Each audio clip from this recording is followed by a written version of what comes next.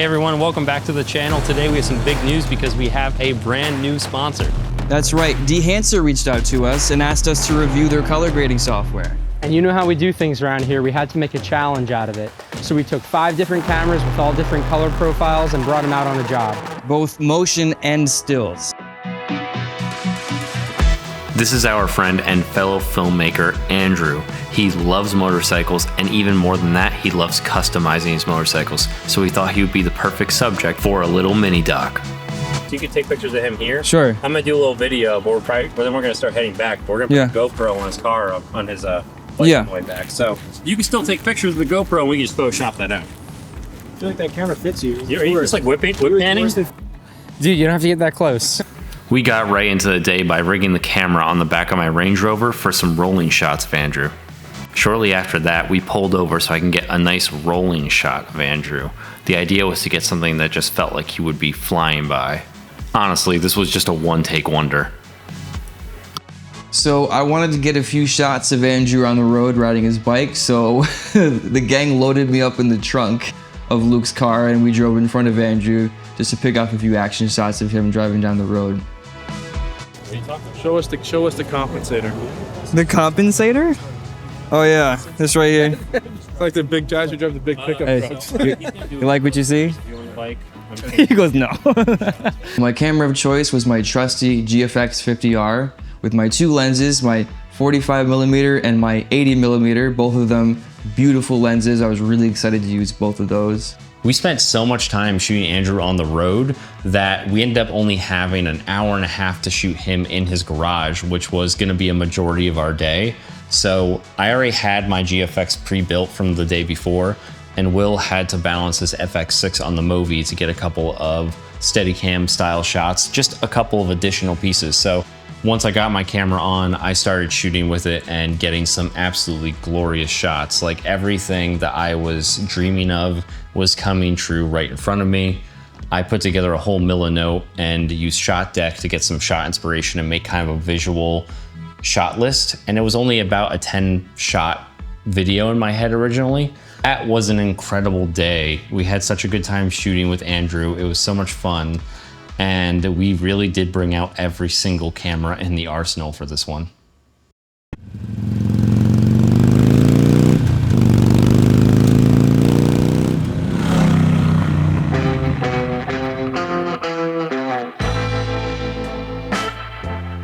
I think my first introduction into anything with 2 wheels and a motor was early on.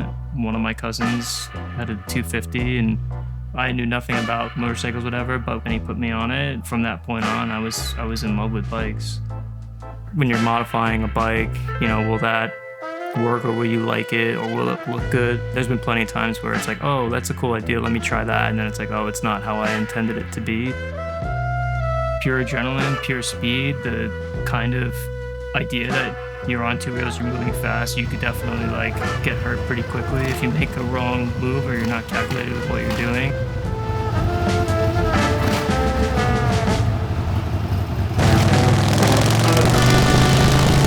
For me, like riding is very much just to kind of forget everything, somewhat that's top of mind. Just like appreciate sort of freedom really, and just being able to be you. It's the road and it's the bike.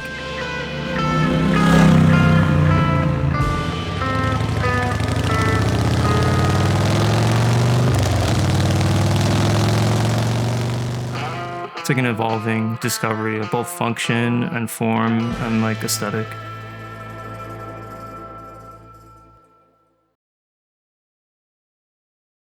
So you join us today here in the bakery, and I'm putting together the edit of everything we shot yesterday. And I mean literally yesterday. We shot all of this and we've been in the studio all day. Nick is over here doing the photo work and I am putting together the edit, and I'm in the color grading stage now, and this is what we're here to talk about. I was using the Dehancer plugin, which they kindly supplied to us to do a little review on. They didn't ask us to say any of this, they just wanted our honest opinion, and honestly, I really do love it, and I really think you'll love it too. I didn't want to just do a simple review though, I wanted to give it some real world use. And for me, I've been a colorist for many years at this point, I have my whole process with CSTs pretty much locked down. I have a lot of plugins that I use, some of them being for filtration in post, and a couple of them for blur effects and whatnot, as well as a couple of DCTLs for density and skin tone mapping. I have quite the arsenal just right here on this computer. Dehancer is a really strong plugin, and one of the main features about it that I find extremely useful is shot matching for different cameras, because you can tell it which camera you have and which camera profile it's in. You can have multiple cameras on the same timeline, put the plugin on each of the clips and tell it which camera it is, and everything you do in Dehancer setting-wise, if it's matched across the board, should be able to match the cameras without any extra work. When I was grading all of this, the shot matching that I'm talking about is really great, but the GoPro and the GFX didn't have profiles inside of Dehancer. They may add that at some point. I really hope they do, because it would be very useful for that. In my head, I wanted a couple of shots where we had a camera mounted to the bike, and none of our cameras were really small enough to be able to do that. So I took it pretty easy.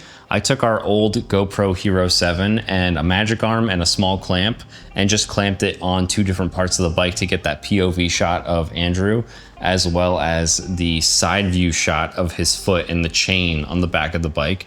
It was really cool. And thanks to using Dehancer, I was able to even match that stuff in pretty well. With a couple other of my editing tricks inside of Resolve and coloring tricks, I was able to make it look like a much more expensive camera than it is, because out of the box, those GoPros look like absolute.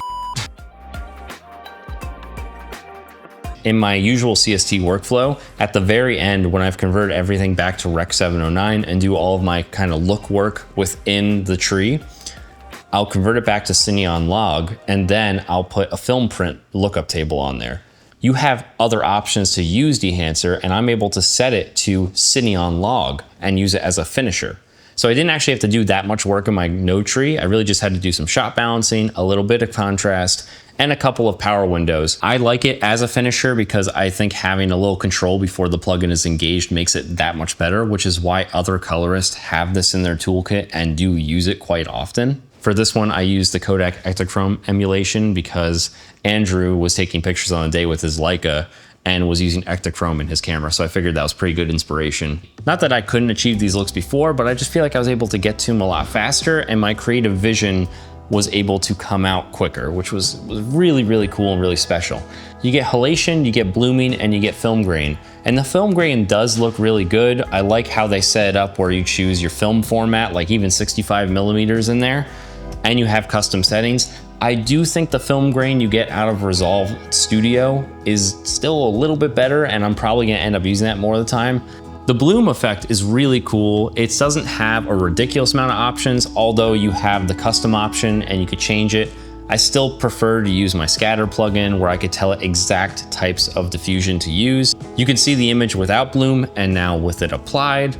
I decided to use it in this because I do like to have a little bit of it. It reminds me of just simply throwing Black Pro Mist or Glimmer Glass on there without having more options. That's fine. I mean, for the price of this plugin, you get a lot for what you're paying for.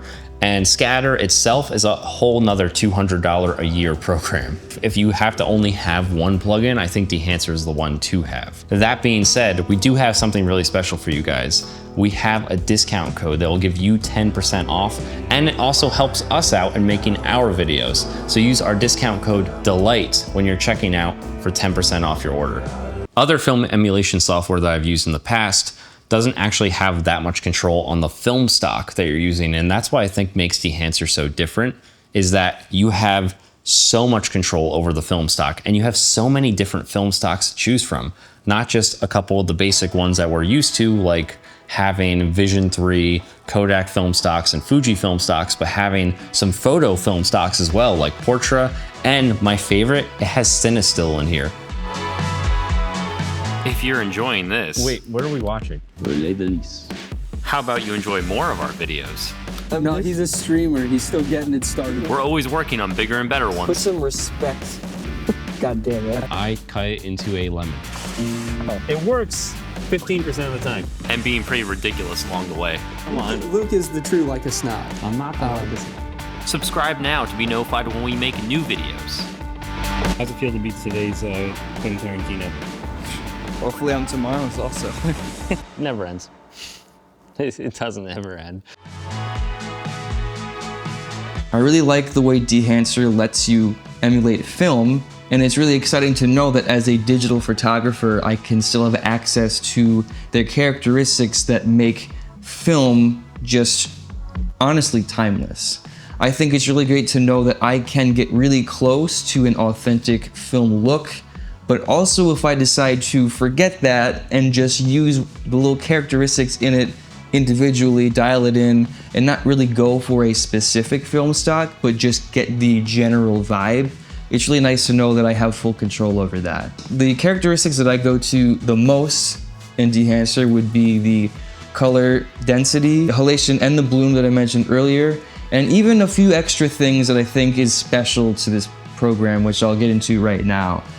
Sometimes I will set up my shot in my program, Capture One, and I'll underexpose just a tiny bit, or to the point where I feel like it's satisfying in the program, and then once you bring it over to Dehancer, you know, call me crazy, but there's something about their exposure compensation that just adds a little bit of flavor to it, a little bit of character. If you duck it down or push it up, especially if you push it up, you get this really nice pushed filmic look that I can't quite mimic in Capture One. So there is a little bit of quirkiness to it. The program is living and breathing. Even the things you would think are strictly utilitarian have a little bit of character to it. And if you run anything through it, it's gonna look a little more organic than when you started. Now, I really love it, and it's now a permanent part of my workflow, but I will say there are a few things I'm not crazy about. Luke mentioned it before, he's not crazy about the film grain characteristic, and honestly, I probably like it even less than him. In my opinion, it just makes everything very dirty, which is not a look I like to go for usually. If that's something that you are interested in, you should be very excited about that, because you can get a lot of real old film dirt, something that's been left in like a musty basement for 60 years. If that's something you want to go for, that's perfect. For me, I think if I want a little bit of grain, I might add that in my program because it's a little bit more pure, a little bit more cleaner. If I'm feeling like I'm not sure what style I want my photo to go in, I'll just load it right into Dehancer and scroll through the list of presets and film emulations that it has to offer and see what inspires me. On the other side of things, sometimes I know exactly how I want it to look, and I just want to come into Dehancer at the very end just to add that extra 10%, make it feel a little more finished. Sometimes I want that extra bit of character, but not to be completely noticeable. Sometimes these things can get a little gimmicky, and I'd rather have it something that is felt, not very obvious and upfront to the viewer.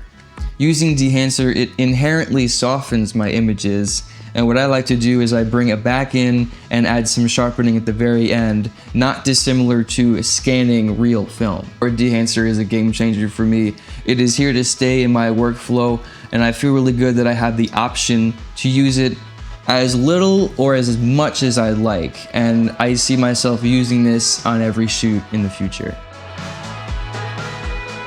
Do you use Dehancer already? Do you want to use Dehancer, or are there other plugins you're interested in? Also, if you want to see an in-depth breakdown of this video and how I color grade it, comment below and let me know, and maybe we'll make a little video about it.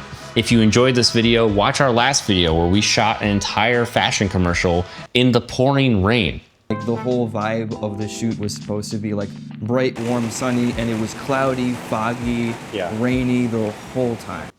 We still made it work though. Thanks. Welcome to Kingston. Kingston Riders. We're the Kingston tough guys. You want action, you better me.